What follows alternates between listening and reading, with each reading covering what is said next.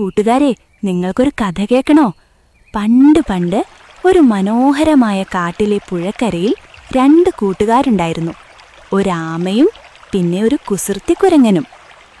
ഒരു ദിവസം പുഴയിലൂടെ എന്തോ ഒന്ന് ഒഴുകി വരുന്നത് അവർ കണ്ടു.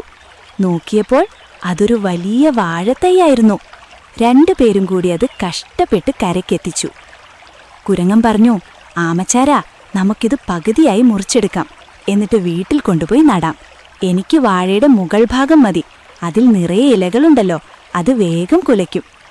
പാവം ആമ അത് സമ്മതിച്ചു. ആമയ്ക്ക് കിട്ടിയത് വാഴയുടെ ചുവടുഭാഗമായിരുന്നു. 2 പേരും അത് നട്ടു. ദിവസങ്ങൾ കടന്നുപോയി. കുരങ്ങൻ നട്ട വാഴ ഉണങ്ങി നശിച്ചുപോയി. പാവം കുരങ്ങൻ. പക്ഷേ ആമ നട്ട വാഴയോ, അത് വളർന്നു വലുതായി. അതിൽ നിറയെ മഞ്ഞ നിറമുള്ള നല്ല തേൻപഴങ്ങളുണ്ടായി. ആമയ്ക്ക് മരത്തിൽ കയറാൻ കഴിയില്ലല്ലോ. അപ്പോഴാണ് നമ്മുടെ കുരങ്ങൻ അങ്ങോട്ട് വന്നത്.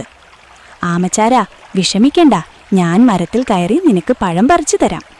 പക്ഷേ മരത്തിൽ കയറിയ കുരങ്ങൻ എന്തു ചെയ്തുവെന്നറിയാമോ? ആമയ്ക്ക് ഒന്നുപോലും കൊടുക്കാതെ അവൻ ഒറ്റയ്ക്കിരുന്ന് തിന്നാൻ തുടങ്ങി. ആമ താഴെ നിന്ന് എത്ര വിളിച്ചിട്ടും അവൻ കേട്ടില്ല. ആമയ്ക്ക് നല്ല ദേഷ്യം വന്നു. അവൻ കുറച്ച് മുള്ളുകൾ എടുത്ത് വാഴ ചുവട്ടിൽ നിരത്തിവെച്ചു. എന്നിട്ട് അടുത്തുള്ള ഒരു വലിയ ചെമ്പിനടിയിൽ പോയി ഒളിച്ചിരുന്നു. വയറ് നിറയെ പഴം തിന്ന് താഴേക്ക് ചാടിയ കുരങ്ങൻ അമ്മേ എന്ന് നിലവിളിച്ചുപോയി. അവന്റെ ദേഹത്തെല്ലാം മുള്ളുകൾ തറച്ചു. നിന്നെ ഞാൻ ഇപ്പം ശരിയാക്കിത്തരാം ആമച്ചാരാ, നിന്നെ ഞാൻ ചമ്മന്തിയാക്കും. ആമ ചിരിച്ചുകൊണ്ട് പറഞ്ഞു, അയ്യോ, എന്നെ ചമ്മന്തിയാക്കിയാൽ എനിക്ക് നല്ല സുഖമായിരിക്കും, വേഗം ചെയ്തോ. കുരങ്ങൻ വിചാരിച്ചു, ആമയ്ക്ക് സുഖമുള്ള കാര്യം ഞാൻ ചെയ്യില്ല. അവൻ പറഞ്ഞു, എന്നാൽ നിന്നെ ഞാൻ ഈ പുഴയിലേക്ക് വലിച്ചെറിയാൻ പോവുകയാണ്.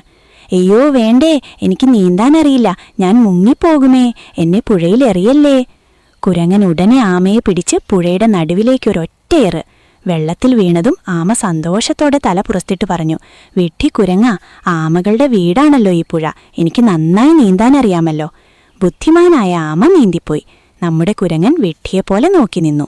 അതുകൊണ്ട് കൂട്ടുകാരെ, ഒരിക്കലും അത്യാഗ്രഹം കാണിക്കരുത്. ബുദ്ധി ഉപയോഗിച്ചാൽ ഏതു വലിയ ആപത്തിൽ നിന്നും നമുക്ക് രക്ഷപ്പെടാം. കൂടുതൽ കഥകൾ കേൾക്കുവാൻ ഈ ചാനൽ സബ്സ്ക്രൈബ് ചെയ്യൂ കൂട്ടുകാരെ.